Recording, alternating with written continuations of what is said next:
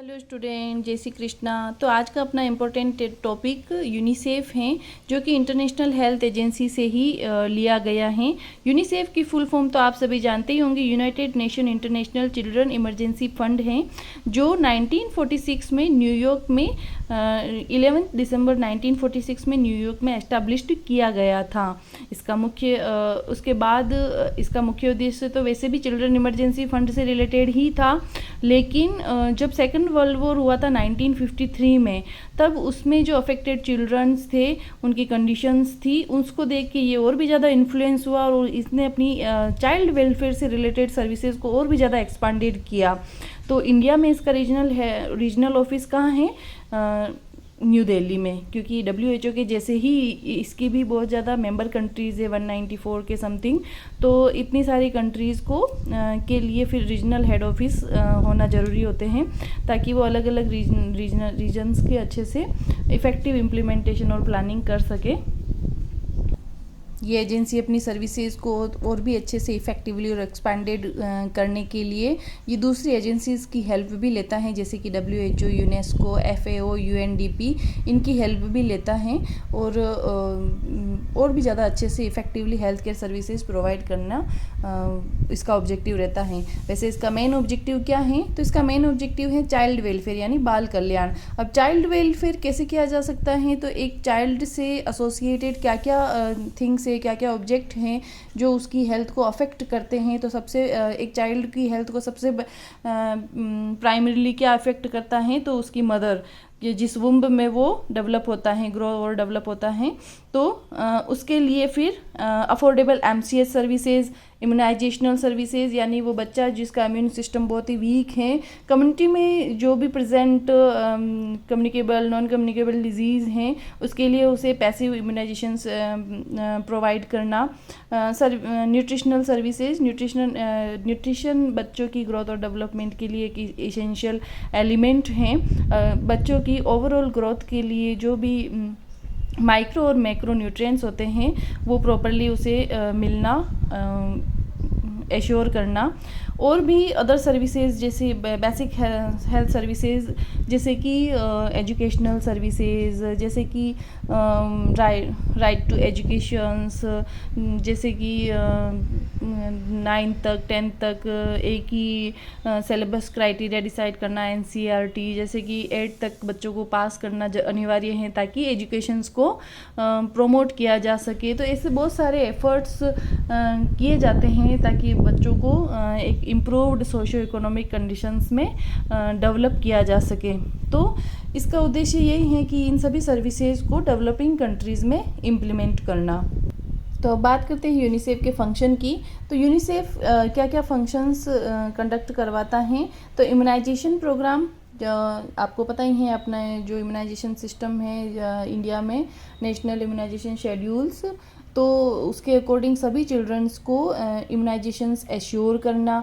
MCS services में आपको पता ही है, antenatal care, during labour care और पोस्टनेटल केयर प्रोवाइड करना, ताकि मैटरनल मोर्टेलिटी और इन्फेंट मोर्टेलिटी रेट को रिड्यूस किया जा सके। और ये भी एक चाइल्ड वेलफेयर के लिए ही इम्पोर्टेंट की फीचर्स हैं। Nutritional services, through various act बच्चों को न्यूट्रिशंस प्रोवाइड करना, जैसे कि अपने इंडिया में है आंगनबाड़ी में न्यूट्रिशंस प्रोवाइड किया जाता है, मिलेट्स प्रोवाइड किया जाता है। तो ये सभी प्री स्कूल चिल्ड्रंस के लिए होता है, उन सभी एंटीनेटल मदर्स के लिए होता है, उन सभी ब्रेस्ट फीडिंग मदर्स के लिए होता है। तो इन सभी की जो ज़्यादा से ज़्यादा बेनिफिट्स उठाना चाहिए। इसके अलावा न्यूट्रिशनल सर्विसेज में मिड डे मील वगैरह हैं, तो मिड डे मील में जो बच्चों का जो शेड्यूल्स होता है कि पूरे वीक में जो क्या उनका मेन्यू रहेगा, बच्चों का जो कैलोरी रिक्वायरमेंट है, प्रोटीन रिक्वायरमेंट है, वो जो एक डाइट जो बच्चों की जो मिड डे मील के थ्रू कंप्लीट करने की कोशिश करती है गवर्नमेंट, तो उस एक डाइट में वो अपनी उसकी जो पूरे दिन की जो कैलोरी है उसका 1/3 पार्ट कंप्लीट कर सके, उसका जो प्रोटीन की डिमांड, पूरे दिन की जो डिमांड है उसका हाफ पार्ट वो कंप्लीट कर सके। तो ऐसे सभी उसका मेन्यू और डाइट चार्ट मेंटेन करना, वहाँ जिस लोकल स्कूल में जो ये चार्ट बन रहा है या इम्प्लीमेंट हो रहा है, तो वहाँ पे जो लोकल अवेलेबिलिटी है रिसोर्सेज की वो प्रोवाइड करना ताकि बच्चों को फ्रेश और क्लीन और हाइजीनिक फूड मिल सके। तो ये सभी सर्विसेज के द्वारा बच्चों की ग्रोथ और डेवलपमेंट को अच्छे से एश्योर करना, safe and wholesome water availability, तो कम्युनिटी में जो भी अवेलेबल वाटर्स रिसोर्सेज हैं वो सेफ़ और ड्रिंकेबल है या नहीं है उसकी एश्योरिटी करना, प्रोमोट प्राइमरी हेल्थ केयर को प्रोमोट करना ताकि किसी भी प्रकार की सीवियरिटी को रिड्यूस किया जा सके। जैसे कि चाइल्ड वेलफेयर में प्राइमरी हेल्थ केयर क्या है, चाइल्ड वेलफेयर में प्राइमरी हेल्थ केयर यानी एक मदर की एंटीनेटल केयर करना, प्रॉपर ड्यूरिंग केयर करना, बच्चे को मदर से होने वाले इन्फेक्शन से प्रिवेंट करना, पोस्टपार्टम केयर करना, तो ये सारी प्राइमरी हेल्थ केयर में ही आते हैं। इसके अलावा प्राइमरी हेल्थ केयर में जैसे कि स्कूल हेल्थ सर्विसेज होती हैं, तो बच्चों को स्कूल हेल्थ सर्विसेज प्रोवाइड करके इनिशियली अगर उनमें किसी प्रकार की एबनॉर्मेलिटी है तो वो इनिशियल स्टेज पे फाइंड आउट करके फर्दर ट्रीटमेंट के लिए उन्हें एडवाइस देना। तो ये सभी सर्विसेज यूनिसेफ के द्वारा ही की जाती हैं।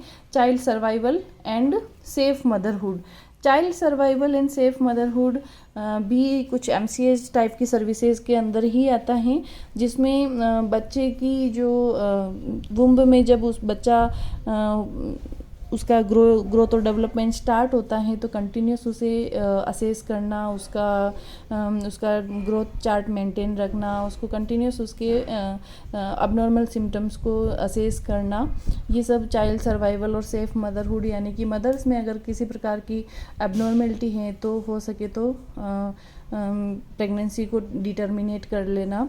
तो ये सारी सर्विसेज, सोशल वेलफेयर सर्विसेज, बहुत सारी ऐसी सर्विसेज होती हैं जो बच्चों के बाल कल्याण के लिए आगे आती हैं, और जैसे कि बहुत सारी वॉलेंट्री एजेंसीज होती हैं वो monitoring child development and growth, बच्चों की ग्रोथ और डेवलपमेंट को कंटिन्यूस मॉनिटर किया ही जाता है। जैसा कि आपने पीडियाट्रिक में पढ़ा ही होगा, बच्चों का ग्रोथ और डेवलपमेंट का पूरा एक स्केल होता है, उसके अकॉर्डिंग बच्चों का ग्रोथ और डेवलपमेंट मॉनिटर करना। अगर उसका ग्रोथ और डेवलपमेंट उसके अकॉर्डिंग नहीं है तो फिर किसी प्रकार की न्यूट्रिशनल डेफिशिएंसी है या कंजेनिटल डिफॉर्मेलिटीज़ हैं वो उसकी तरफ इंडिकेट करता है। फैमिली प्लानिंग सर्विसेज, किसी भी फैमिली में अगर बच्चों की संख्या लिमिटेड होगी, एप्रोप्रिएट गैप में होगी, तो उनका जो पेरेंटिंग है वो बहुत अच्छे से होगी, उनकी परवरिश अच्छे से होगी, उनकी ग्रोथ और डेवलपमेंट पे अच्छे से ध्यान दिया जाएगा। तो इसीलिए अगर एप्रोप्रिएट फैमिली प्लानिंग सर्विसेज अगर अवेलेबल होती हैं तो प्लान्ड प्रेगनेंसी काफ़ी हद तक बच्चे की हेल्थ और ग्रोथ और डेवलपमेंट को अफेक्ट करती हैं। इसके अलावा nutritional deficiency disease, efforts on nutritional deficiency disease control and prevention, यानी न्यूट्रिशनल डेफिशिएंसी से जो भी डिजीज़ होती हैं उस पर एफर्ट्स डालना, यानी कि सबसे मेजरली जैसे कि विटामिन ए की वजह से विटामिन ए डेफिशिएंसी होती हैं तो विटामिन ए की डोजेज़ को जैसे कि नेशनल इम्यूनाइजेशन शेड्यूल्स में इंक्लूड किया गया है। जैसे IFA tablets for anaemia prevention, IFA tablets जैसे कि कोई बच्चा है उसको एनीमिक कंडीशन में जाने जैसा सिम्टम्स दिख रहे हैं तो उसे IFA टैबलेट्स प्रोवाइड करना, मदर को प्रोवाइड करना जैसे कि एंटीनेटल पीरियड में। इसके अलावा सप्लाइंग आयोडाइज साल्ट, कम्युनिटी में आयोडाइज साल्ट को सप्लाई करना और उन्हें एनकरेज करना ताकि बच्चे की ग्रोथ और डेवलपमेंट अच्छे से हो सके। आयोडीन की डेफिशिएंसी जो बच्चे की ग्रोथ और डेवलपमेंट अफेक्ट होती हैं वो लाइफ लॉन्ग डेफिशिएंसी को लीड कर सकती हैं। इसके अलावा यूनिसेफ ने इन सभी सर्विसेज को एकदम लिमिटेड स्ट्रेटजी के थ्रू कंप्लीट करने की कोशिश करी है, जिसे नाम दिया गया है गोभी। वैसे बच्चों को पसंद आती हैं भिंडी और आलू के बाद गोभी ही मुझे लगता है शायद तीसरी पसंद होती होगी, इसीलिए शायद मुझे लगता है उन्होंने चूज़ किया होगा। तो गोबी कवर करता है G for growth and growth chart, O for oral rehydration, B for breast feeding, I for immunisation. तो ग्रोथ चार्ट बच्चों की वेट एज के अकॉर्डिंग होने वाली ग्राफिकल ग्रोथ को रिप्रेजेंट करता है और उसकी मॉनिटरिंग को के लिए ज़रूरी होता है। ओरल रिहाइड्रेशन बच्चों में होने वाली सबसे सीवियर और मेजर कॉमन प्रॉब्लम डायरिया से प्रिवेंट करने के लिए ओरल रिहाइड्रेशन ज़रूरी है, जिसके द्वारा मिनरल्स की कमी को बच्चे से में फुलफ़िल किया जा सके। इसके अलावा ब्रेस्ट फीडिंग जैसे कि 6 month exclusive breast feeding WHO के द्वारा भी गाइडलाइन दी गई हैं। तो ये 6 मंथ एक्सक्लूसिव ब्रेस्ट फीडिंग बच्चे की जो वीक डाइजेस्टिव सिस्टम होता है उसके लिए कम ज़रूरी होती है। और उसके अलावा जो ब्रेस्ट मिल्क में जो कंपोनेंट्स होते हैं उसमें सभी तरह की प्रोटीन्स, इसेंशियल कार्बोहाइड्रेट्स, मिनरल्स, सभी वाटर, ये सभी एडेड होते हैं। तो वो जो बच्चे की जो 6 मंथ के बच्चे की ग्रोथ के लिए जो नेसेसरी एलिमेंट्स है वो सभी उसमें इंक्लूडेड होते हैं। इसलिए और डायरिया से अवॉइड करने के लिए, क्योंकि बच्चा उस बाहर के पानी को डाइजेस्ट करने में असमर्थ होता है, उसके जो इंटेस्टाइनल गुड बैक्टीरिया होते हैं वो पूरी तरह से डेवलप नहीं हुए होते हैं। तो इन सभी से प्रिवेंशन के लिए 6 मंथ एक्सक्लूसिव ब्रेस्ट फीडिंग को इंक्लूड किया गया है। इसके अलावा immunisations related 6 killer diseases, related communicable diseases, related non communicable diseases, इस तरह से इम्यूनाइजेशंस को कंप्लीट यूनिवर्सली इम्प्लीमेंट किया गया है। तो ये सभी सर्विसेज बच्चों की चाइल्ड वेलफेयर के लिए यूनिसेफ के द्वारा किए गए एफर्ट्स हैं। Thank you.